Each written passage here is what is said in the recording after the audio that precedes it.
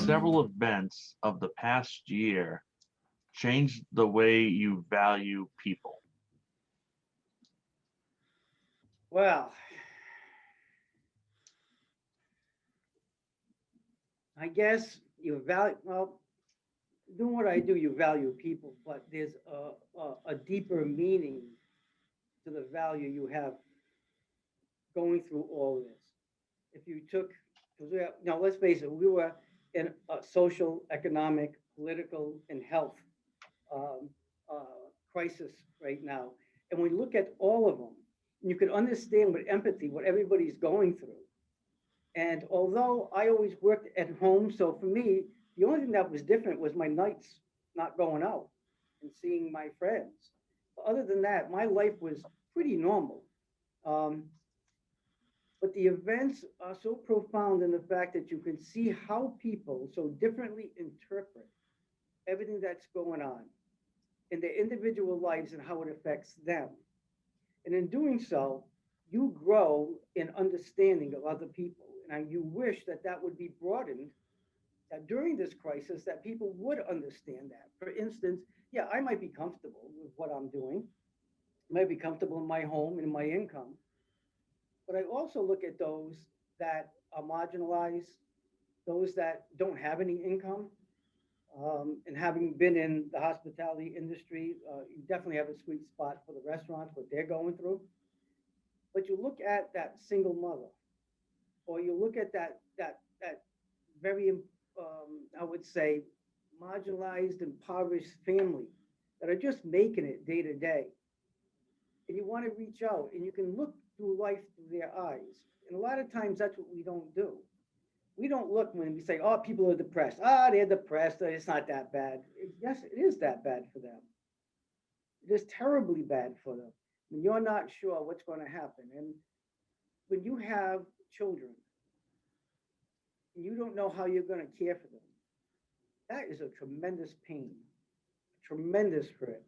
And if you can't feel that for somebody, or for the elderly people who gave so much in their life to build this country, and now here they are in COVID in a nursing home, they're dying, they're at, let's face it, I mean, they were the first ones that were dropping like flies, that were dying from this.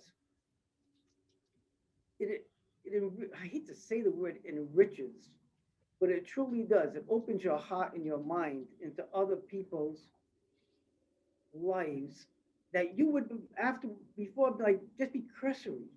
Like, yeah, I know some people need help, and yeah, I know this, and yeah, I know that.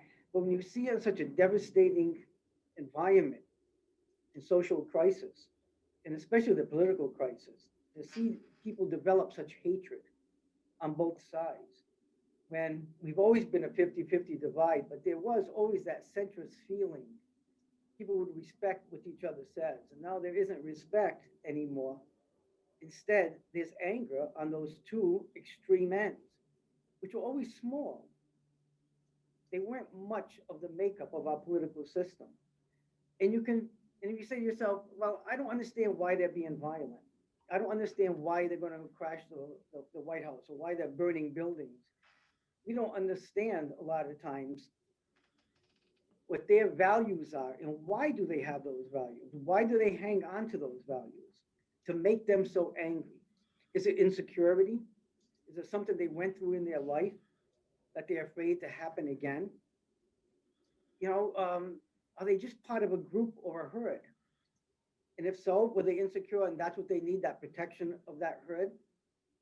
So there's so many different elements to look at people's lives and who they are and what they are in order to understand them. And you wouldn't be able to look at that if something major didn't happen. All change comes after a major crisis. So we can sit back, analyze, evaluate, refix our values, and then move on.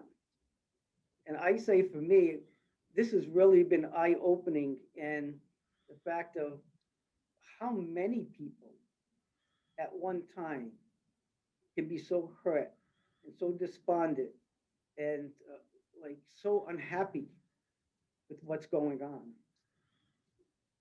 But yet there's always that hope.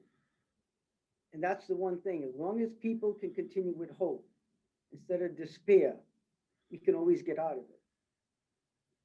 And that's what you pray for. You sit there and you watch television and you watch the news. And I try to say to people, don't get angry with what you see in the news. You can't change what you see all over the world. You can never change it. That's all you can do is change the world around you to the people that you touch and that you affect. And you hope that they learn from that and they go out and they do the same thing once they feel better or feel healed. And for everything else that's happening in the world, that's where you look for divine guidance and prayer. And that's the best you can do to effectuate a situation. Um, it's, but it affects me a lot. And especially in the ministry, let me tell you, it really hits you home. When you have the duty that you feel that you should do for other people, and you can't. There is no way to help everybody. It's an impossible task. And some days, I will admit, there were days when you're doing your daily prayer that you feel really solemn. You feel really down. But at the end, you just give that up and say, I can't fix it. You can. The most I can do is ask you. And you get up and you know something? Every time you help that one person, when you open the door, let somebody out from the street that's been waiting 30 cars. And you see them sitting there, right? And you go, I'm going to make their day. And you just stop and you let them out. And you don't realize that one little thing could make someone's day, put them in a happy mode. And those are the little things you start to boil up inside of you, the little acts of kindness. Uh, there isn't enough of kindness around. And in some ways, when we're in a crisis, some people pull together, like neighbors. You see them pulling together and helping each other. And you see that innate kindness, but you don't see that globally. It's like crisis management. When you're managing a company and you're in crisis, you're inside the circle instead of the manager out here. You become inside the circle, you become oblivious to your duties to the greater good because you're right there on, boots on the ground, trying to help out. So you always hope that, like after 9/11, we came together. It was like a portal of goodness that opened after something terrible happened. This portal of goodness just came. Now, yeah, 2,000 people lost their lives, but look what happened afterwards, the solidarity, the unity, the unity of purpose. And I hope coming through here that we do the same thing. And that's how it's kind of affected me in trying to keep the balance that we will get to the end. We won't be defeated. Not sure how many will be standing at the end, but we will get through it. And hopefully, our values, our morals, our kindness, our compassion for other people, our considerations, our being tenderhearted will survive.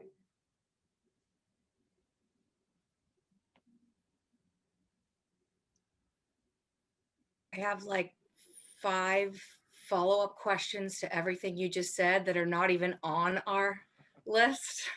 Give me anything. Well, Brian knows I can talk for hours. Yeah. Well, it doesn't take me so long. Yeah. because some of the things you said, so you were talking about, you mentioned like crisis management and being part of, I mean, you are part of a community, with your church. Yep.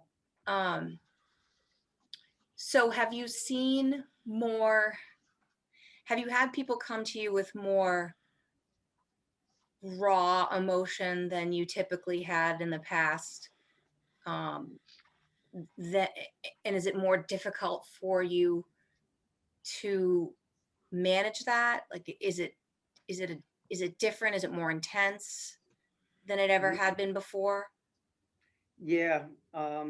People are more willing to discuss their emotions, which a lot of times they hide them. And when they approach you, they might try and be really upbeat and nice, but you will find, and you kind of take that on yourself when a person comes to you in despair or upset, or there's a family problem going on because, there's no money and this and the arguments and the abuse, and now you're trying to help them in a way to curb that, and especially on the female side, a lot of times she's the one who's taking the brunt of it, and trying to guide them and get them through it. Uh, that's a pretty heavy thing, and it gets you because when someone leaves, um, you after you've done talking to them, whether it be on the telephone or on Zoom or like whatever, or even in person, you carry that with you, and it stays in your mind for the rest of the day, sometimes for the rest of the weeks, because you're mulling it over, and you're kind of taking that negative energy, yet you're trying to give them the positive energy of being able to make it through. You'll find more people are looking for blessings in prayer. That's a big one, because that's hope. And it's interesting, even biblically, uh, the Jewish people would always turn away from God until everything got disastrous, and they either got enslaved or they were taken over by another country and stuff like that, by the Syrians or the Babylonians or the Egyptians, like whatever, and then they would cry out to God to help them, and they would get saved and they would get the help. But then once they got the help and everything was fine, they would forget about it again. And for the longest time, people were truly forgetting about, because let's face it, our lives were going pretty well for the most part. You might have a little bump here and there in your employment or like whatever, but we're a pretty affluent society. People going out to dinner 2, 3 times a week. Everything was fine, drinking, hooping and hollering. There isn't much space for God in your life when you're having all that fun. But now, when you get to the brass tacks, as you said, that rawness, that time of desolation and in despair and darkness, you look for that light. You look for something to give you hope. And I try and sometimes coach people because they'll first like to go into some of the other esoteric things at times. They'll buy crystals and make them feel better. I'm going to go buy a crystal. I'm going to put it in my living room, and all of a sudden I'm going to, the vibrations are going to make me feel better. Or who goes into more natural, Wiccan and this and that and natural stuff, and I'm going to become spiritual. There's a difference between that spirituality, which isn't grounded, and going to what you know is your creator. And as I say to people, why are you settling for second best? If you want to come for help and you want something, if God made the crystals and all this other stuff, and yeah, crystals have a vibration to them. Every particular thing in this world has atomic vibration to it. And will it affect the surrounding around you? Yeah, probably somewhat. But put your faith in a crystal or put your faith in the one that made the crystal. Which one makes sense? You know, why go down the rung when you can go right to the top and it's free? Because I tell people, you don't have to buy it. It's absolutely free to come or pray or ask for help. Um, but it does affect you, and it affects you quite horribly when you watch what goes on. Um, and you hear the problems that the people have, the struggles that they're having, struggles within themselves, their own value, their own worth, where they are in life, where they were going, it's now evaporated. That's it. My life, I was just about ready to do this, and now everything's gone. I don't know what to do. I put all my money in my business, and now I don't have it. Um, so now it's quite an interesting place to be. You take a lot of negativity, but giving off that positivity to them kind of negates that, and it makes you feel good. As I said before, when you give kindness, you always feel better. When you give compassion, you feel better. When you are generous to somebody, or you did something nice for somebody, you come home and what's the first thing you want to do? It's, oh, you know what? Today I did this, and the guy was on the side of the road. He had a flat tire, and I helped him. Oh God, like I feel great. It's that feeling. Hoping you made a difference in their life.